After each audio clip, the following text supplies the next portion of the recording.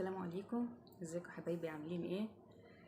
النهارده الفيديو مختلف وجديد. ان شاء الله انا طالعه عمره. الحمد لله، يعني ربنا كرمني بيها. انا واختي. هدعي لكم كلكم، ويا رب تقبلها مننا ان شاء الله، وتكون عمره سهله ومريحه ومقبوله ان شاء الله. تمام. فالفيديو النهارده عن تحضير شنطه السفر بتاعه العمره. فتعالوا مع بعض نشوف هنحتاج ايه. تمام. انا جايبه الحجم الوسط. طبعا كل واحد حسب احتياجاته. في ناس بتاخد اكل كتير قوي معاها بحيث ما تصرفش في الاكل. يعني انا الصراحه مش هعمل كده. ان الفندق فيه وجبتين، فطار وغدا، والعشاء بقى اي حاجه من اي محل وخلاص. ولو خدنا يعني هيبقى حاجات خفيفه، علبه نستو، جبنه رومي، حاجات نواشف. لكن كان في ناس بتاخد وتطبخ وبتاخد سخانات وبتعمل الغدا هناك وكله. طبعا كل واحد براحته. تعالوا نشوف الشنطه بقى. هي الشنطه دي ده الجيب الاساسي بتاعها. تمام. انا واخده الشنطه الوسط على اساس ان انا ان شاء الله نقعد 10 ايام، فحاسه ان الشنطه الوسط هتكفيني. وفي هنا الجيب اللي هو بيعلي الشنطه. تمام. وفي ده الجيب التاني ده ممكن احط فيه حاجه خفيفه. وفي الجيوب اللي هي الصغيره دي ممكن نحط فيها مثلا مشط، اي حاجه مثلا خفيفه. في الظهر برضو ايه، سوسته كده برضو حاجه خفيفه، ممكن اي ورق او اي حاجه. تمام. بس يفضل طبعا الاوراق بتاعتنا تبقى في شنطه كروس متعلقه معانا، عشان دي الشنطه اللي هتطلع الطياره، وهي بالعجل وبالدراع بتاعتها، بحيث انه تسهل علينا المشي. معظم الناس بقت تجيب الشنط الشكل ده. طيب هنحتاج ايه بقى معانا في السفر؟ اول حاجه طبعا العبايات. انا واخده معايا عبايتين سود وعبايه بيضه. تمام. فهنحط العبايات بالطرح بتاعتها، دي اللي هنعمل بيها الاحرام يعني والعمره، واحتمال اخرج بيها كمان. يعني مش هاخد اطقم خروج. دي الطرح بتاعتها. انا حاسه ان الشنطه دي هتطلع صغيره كده كده. في اختي واخده شنطتين كبار، يعني لو لقيت عندها مكان ممكن اخد منها مكان يعني. ادي كده عبايتين بالطرحتين بتوعهم. تمام. يفضل انك تاخدي مثلا من الغيارات الداخليه على عدد الايام اللي هو ايه اللي احنا رايحينها. يعني مثلا احنا رايحين 10 ايام، يبقى ناخد الغيارات الداخليه على قد ال10 ايام، يعني 10 قطع. تمام. عشان يفضل ما نغسلش، لان في ناس بتقولك الحاجه بتنشف في الفندق بتاخد وقت باليومين وبالتلاتة، وفي ناس تانية قالت ان الحاجه بتنشف على طول. فاحنا بقى مش عارفين الدنيا هتبقى عامله معانا ايه. كده كده احنا شتا، بس هما بيقولوا ان مكة حر، فاحتياطي هناخد 10 غيارات داخلية. تمام. دي الفانيلات اهي، والغيارات التانية طبعا هبقى احطها انا بعدين. هنلبس ايه بقى تحت العباية؟ يقولك عشان هي مكة حر، فيفضل حتى ان احنا في الجو دلوقتي شتا، بس بيقولك هي طول السنة حر، يمكن بتبقى برد شوية في شهر 12 وشهر 1. احنا طبعا رايحين في 2 شهر 2، فوارد ان هي تكون حر. وطبعا مع المجهود السعي والطواف، الواحد برضو بيعمل مجهود وحركة، فكده كده ايه هيتحر من المجهود. فهما بيقولوا ناخد نلبس تحت العبايات تيشرتات بنص كم، ويفضل طبعا قطن وبناطيل قطن. فانا واخده معايا حوالي هنا 4 تيشرتات قطن نص كم. تمام. واحتياطي هاخد بكم دي كمان بنص كم، يبقى كده 5. احتياطي اخد بكم 2 مثلا او 3، يمكن يكون الجو برد. وكده كده بيقولوا ان احنا ناخد معانا شال، فاحنا هناخد معانا شال. تمام. فين الشال؟ ادي الشال. الشال ليه بقى؟ ان بيقولك مثلا حبيتي تروحي تصلي قيام الليل، فبالليل الجو بيبرد، او عايزه تصلي الفجر فبالليل الجو بيبرد. تمام. بيقولك برضو التكييفات مع الرخام ممكن تسقع، الواحد يسقع. المراوح قصدي مع الرخام بتاع الحرم ممكن الواحد يسقع. تمام. البناطيل بقى اللي هناخدها من تحت، ادي بنطلون، هو ده يعني تقيل شوية، ممكن ناخد حاجات اخف اللي هي الكارينا، اللي هي البناطيل الاسترتش الكارينا، واحد ابيض وهو واحد اسود. تمام. البيجامات طبعا بتاعة النوم،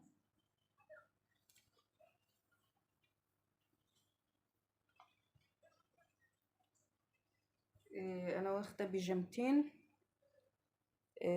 بنطلون وكم، وهاخد برضو بيجامات اللي هي بتبقى مثلا شورت ونص كم او قط. انا مش عارفه الجو هناك ايه، فهحاول اخد حاجه خريفي على حاجه صيفي، واحتياطي اخد معايا حاجه شتوي. شوف بس حسب الشنطه، هي الشنطه دي لو ما كفتش انا هعمل معاها شنطه تانية. شكل الشنطه دي طلعت صغيره. فادي البيجامتين. تمام. في الترنج ده تقيل شويه، ممكن برضو نقعد بيه في الفندق.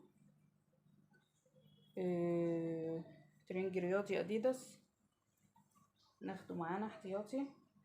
والبنطلون ده برضو مريح قوي، ممكن يبقى برضو مع البناطيل اللي هي تتلبس تحت العباية ساعة العمرة يعني. ده برضو بنطلون ستريتش. نزود بقى، لان محتمل واحد يعمل عمرة عن نفسه، عن والده او والدته الله يرحمهم. انت يعني متاح الواحد يعمل عمرة عن نفسه او عن اي حد، سواء اموات او احياء، يعني متاح. انا سمعت انه اعمل عمرة، بس كل عمرة لوحدها بقى، يعني انوي عمرة عن نفسي تبقى دي ليا، تاني يوم مثلا انوي عمرة عن والدي او والدتي، تالت يوم عمرة عن اخويا او اختي كده مثلا، كل واحد عمرة يعني. بما اننا رايحين يعني 10 ايام فممكن نعمل كذا عمرة. ده بلوفر شتوي بس خفيف يعني مش تقيل قوي، احتياطي برضو، ممكن الواحد يلبسه في الفندق لو الدنيا ساقعة والتكييف شغال. ده بنطلون اسود قطيفة، ممكن برضو ناخده مع ده يبقى طق يتلبس في الفندق مثلا. هي طبعا الشنطة كده اتملت ومش هتقفل، بس يعني اروح اجيب شنطة تانية. تمام. انا رحت جبت شنطة تانية هاند باج صغيرة، نحط فيها بقى الزيادات. طقمين اللي هي الترنجات الرياضة القطن، برضو تنفع ساعة الإحرام أو وأنا قاعدة في الفندق ماشي، أو قاعدة في اللوبي، أي حاجة اللي هي الترنجات الرياضة بتاعة الخروج. تمام. ادي الترنج كده، ادي الترنج اهو قطعتين، وفي هنا ترنج 3 قطع بكم. نوقف بس التصوير عشان الاذان ونرجع تاني.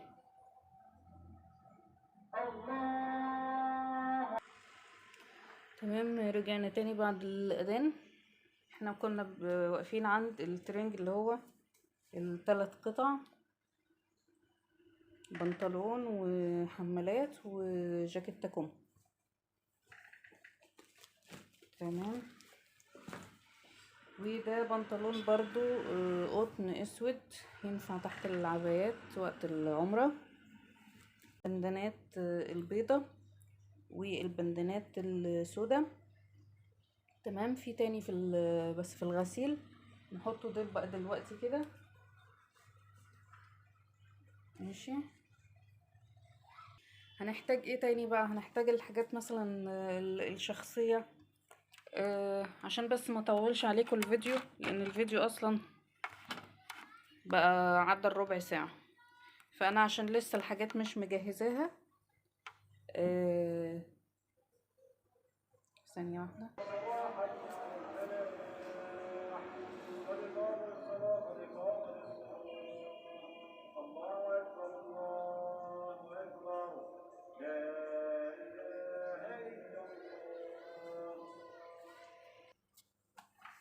انا كنت عمالة اتكلم وفاكرة ان التسجيل شغال، اتاري التسجيل كان واقف.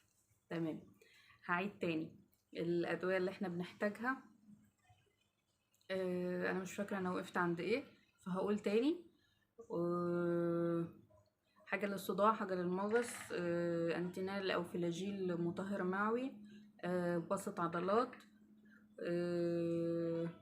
موف، مراهم موف وفولتارين، مرهم فيسودين او فيسكورت مضاد حيوي، ومرهم كيناكومب للتسلخات. لو حد بقى عنده السكر او الضغط ياخد علاجاته. البرد عشان كذا حد من تغيير الجو يجيله برد، فناخد ادوية برد. مسكن مضاد حيوي. ماشي. ايه تاني؟ متعلقاتك الشخصية بقى، فرشتك، مشطك، كريماتك. برضو كانوا بيأكدوا على موضوع الكريمات عشان ان مكة حر، فمع الشمس ان البشرة بتنشف جامد. بس يفضل حاجات ما يكونش ليها ريحة او ما يكونش ليها عطور. يعني لدرجة ان هما بيقولوا لما تغسلوا مثلا العباية ما يكونش المسحوق ليه ريحة فزة قوي، يعني عشان حرام انك تبقي ماشية ومتعطرة في العمرة. فاحنا مش هنرش برفان اكيد، بس احنا ممكن يعني مثلا ايه، واحدة تغسل عبايتها بدوني والدوني ده ليه ريحة مثلا، ما تبقاش عارفة المعلومة دي. لا، هم كانوا بيقولوا كل حاجة من غير ريحة، حتى لو صابونة هتغسلي بيه هي ايدك او وشك تكون بدون ريحة. طبعا انا مش عارفة ايه الاسامي الحاجات ديت، انا بحاول اكتشف انا واختي، لان هم دايما لما كانوا بيقولوا ما كانوش بيقولوا اسم المنتج ايه. انا الحاجة الوحيدة اللي عارفة ان هي ملهاش ريحة قوي، يمكن اللي هي الصابونة بتاعت نابلس شاهين بتاع الزمان دي، اللي هي بزيت الزيتون والجليسرين. دي ملهاش ريحة، فاحنا واخدين منها. مزيل العرق ما يكونش ليه ريحة، طبعا ما فيش برفانات. ايه تاني؟ بس هو ده تقريبا كل اللي انا فاكراه في الفيديو. يبقى هي اهم حاجة طبعا الملابس، كل واحد عارف هياخد معاه ايه، وانا قلت لكم ايه الحاجات اللي هنحتاجها يعني بناء على الفيديوهات اللي عرفتها او سمعتها. حاجة تانية، الشرابات اللي هنمشي بيها في الاحرام او الطواف. طبعا عشان مش هينفع طبعا هناك، ما ينفعش نخش الحرم بالاحذية، فبنعمل الحرم او الطواف او السعي او العمرة نفسها يعني بالشراب. تمام، ففي شرابات، انا سمعت ان في شرابات بتبقى من تحت فيها حته بلاستيك كده اللي هي منع للانزلاق، بس دي احنا ما لقيناهاش. لقينا حاجه شبهها لكلوك كده فجبنا منه. وفي واحدة كانت بتقول على الشرابات اللي هي دي اللي هي تقيلة عاملة زي الفوطة دي. بتقول بما انه الشراب تخين مش هينفع شراب خفيف برضو، لان المشي كتير بشراب فهيوجع الرجلين. فهي كانت بتقول حاولوا تجيبوا الشرابات اللي هي التخينة ديت، او يا اما لو ما لقيتوهاش وهتضطروا تلبسوا شرابات اللي هي العادية بتاعت الكوتش دي، كانت بتقول مثلا ممكن نلبس شرابين فوق بعض، عشان اللي هي اي حاجة نحاول نبطن بيها الرجل، بحيث ايه ما نتعبش في القدم، ما تتعبش في المشي يعني. ويا رب ييسر لنا عمرة سهلة ومريحة وما تكونش متعبة. انا طبعا واخدة معايا الركبة الاستك عشان انا عندي مشكلة في ركبتي. فهو اي حد برضو عنده مشكلة في اي حاجة يعمل حسابه انه ايه ياخدها معاه، تكون حاجة ضرورية واساسية. واخدين كرسي احتياطي عشان لو تعبنا ممكن نقعد عليه. في ناس كانت بتقول شمسية للمطر، وفي ناس كانت بتقول ملهاش لازمة ومش هتعرفوا تفتحوها، ولما تيجوا تفتحوها هتلاقوها حجمها كبير وعمالين تخبطوا في المعتمرين اللي جنبيكم. فمش عارفة بقى موضوع الشمسية دي، يعني احنا خدنا واحدة احتياطي وهنشوف بقى نعرف نستعملها ولا مش هنستعملها. هي بس في حالة المطر او الشمس، بس بالنسبة للشمس ممكن نستغنى عنها بالكبات، فاحنا هناخد معانا كبات بيضة، بحيث لو الشمس حامية قوي وكده تحمي من الشمس. وطبعا خدوا معاكم سان بلوك. انا مش عارفة اقول ايه تاني، هي الحاجات بتبقى كتير طبعا. من ضمن المتعلقات الشخصية اساسي طبعا فرشة السنان والمعجون. تهيألي في الفنادق في شامبوهات، فمش محتاجين ناخد معانا شامبوهات يعني. تمام. يا رب يكون بس كده الفيديو الواحد لم الضروريات. ومعلش الفيديو طول شوية، عمل تلت ساعة، بس انا حاسة ان هو كل الكلام اللي اتقال ضروري وان شاء الله يفيدكم. واستودعكم الله، السلام عليكم ورحمة الله وبركاته. واللي حابب افتكروا بدعوة يكتب لي، وان شاء الله ادعيلكم كلكم ربنا يصلح حالكم ويسعدكم دايما، وبحبكم قوي. السلام عليكم ورحمة الله وبركاته.